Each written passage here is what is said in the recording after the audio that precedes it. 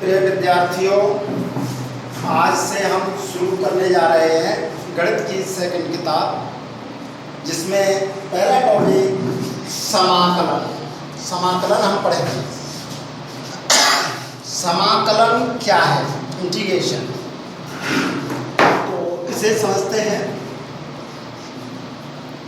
अवकलन की प्रतिलोम प्रक्रिया।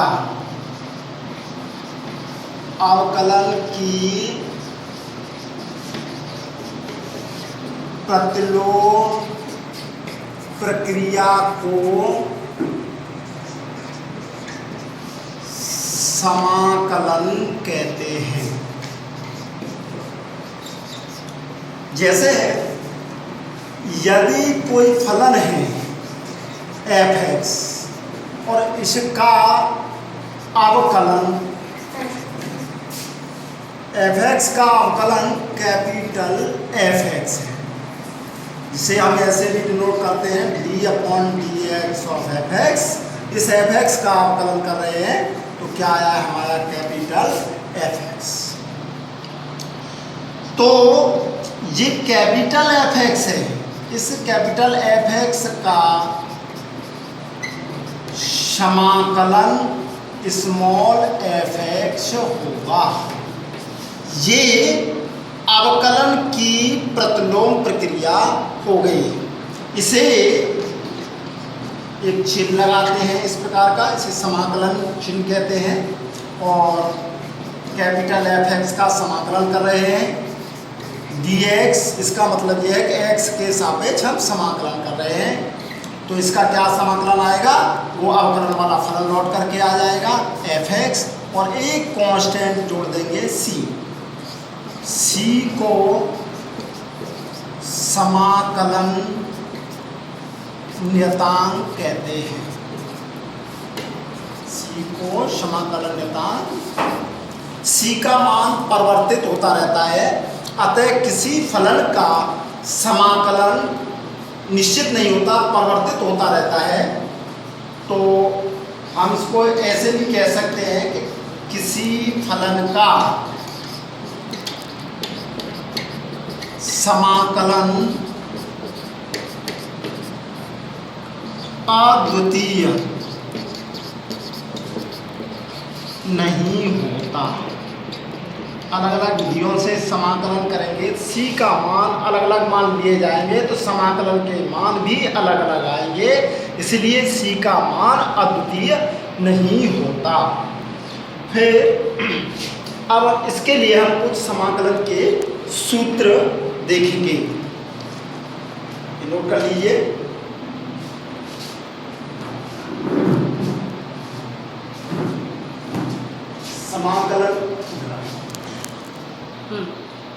समाकलन को दो भागों में बांटा गया है। एक है हमारा अनिश्चित समाकलन और दूसरा है निश्चित समाकलन। तो पहले हम अनिश्चित समाकलन पढ़ेंगे। अनिश्चित समाकलन के लिए कुछ समाकलन के सूत्र पढ़ते हैं।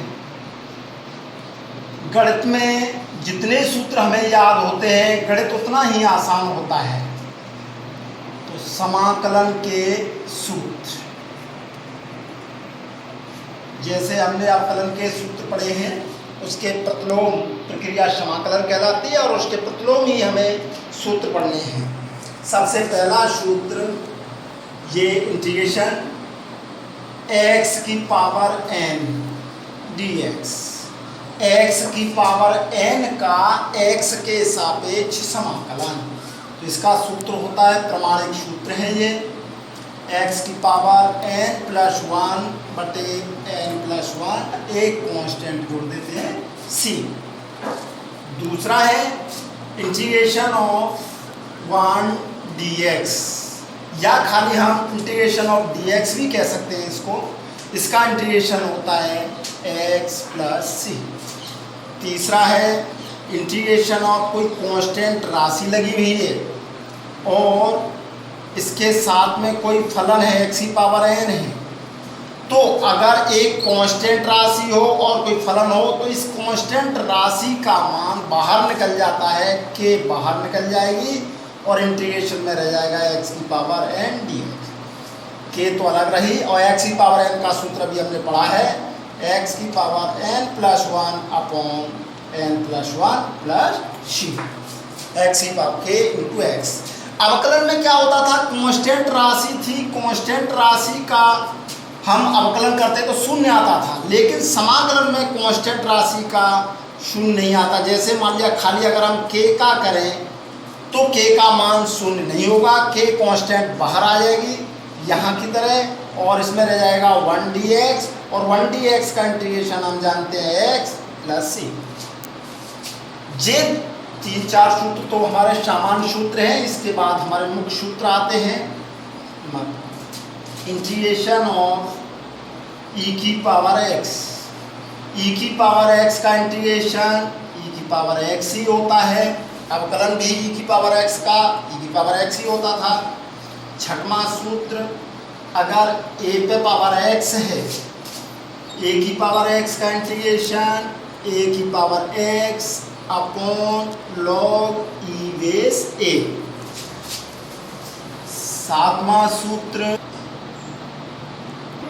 e की पावर अगर माइनस x dx तो इसका इंटीग्रेशन होता है माइनस e की पावर माइनस x। सातवां, integration of 1 upon x dx, इसका इंटीग्रेशन log x। आठवां, इंटीग्रेशन ऑफ त्रिकोणमिति के पढ़ रहे हैं साइन x का इंटीग्रेशन माइनस के कॉस x। जबकि डिफरेंशिएशन करते थे तो साइन x का डिफरेंशिएशन खाली कॉस x आता था, लेकिन इंटीग्रेशन में साइन x का इंटीग्रेशन करेंगे तो माइनस के cos x। Number integration of cos x dx, cos x का इंटीग्रेशन माइनस के साइन x। 10वां, integration of tan x dx, tan x का integration log sec x, log sec x, या एक और इसका होता है माइनस के log cos x प्लस। 11वां, sec x tan x, sec x into tan x is equal to, इसका इंटीग्रेशन होता है sec x। 12वां, integration of cosec x into cot x minus के cosec x प्लस c। आगे 13वां, integration of sec square x dx, sec square x का integration tan x। 14वां सूत्र है integration of cosec square x dx minus के cot x। अभी और भी सूत्र हैं, एक बार में लिखा देते हैं, ये सूत्र तुम्हें याद करने हैं।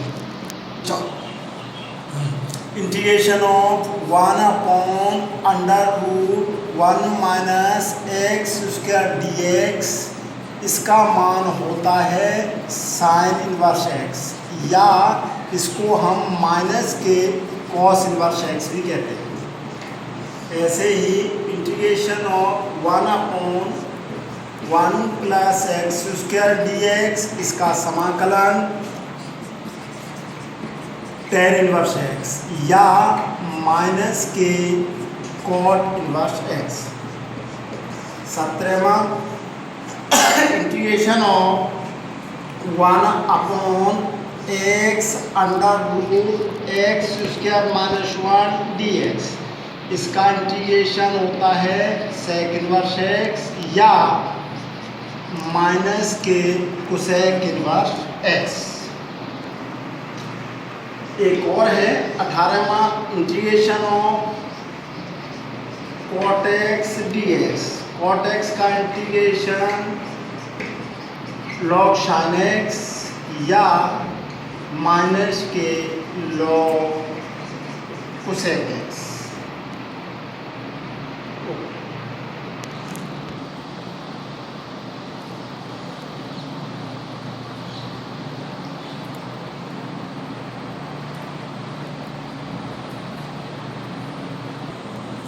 नोट, कई फलनों के योग अथवा अंतर का समाकलन। एक साथ कई फलन दिए हुए वो या तो प्लस के रूप में है या माइनस के रूप में है, तो उनका हम समाकलन कैसे करेंगे? तो उसके लिए विधि देखनी है। इंटीग्रेशन ऑफ f1x एक फलन है, प्लस f2x दूसरा फलन है, प्लस f3x तीसरा फलन है। इस प्रकार से कई फलन दिए हुए हैं और सबका हमें समाकलन करना है। या तो प्लस में हो या फिर माइनस में हो, गुणा और भाग में नहीं हो। प्लस और माइनस के लिए है तो इनका हम समाकलन अलग अलग तोड़ के करते हैं।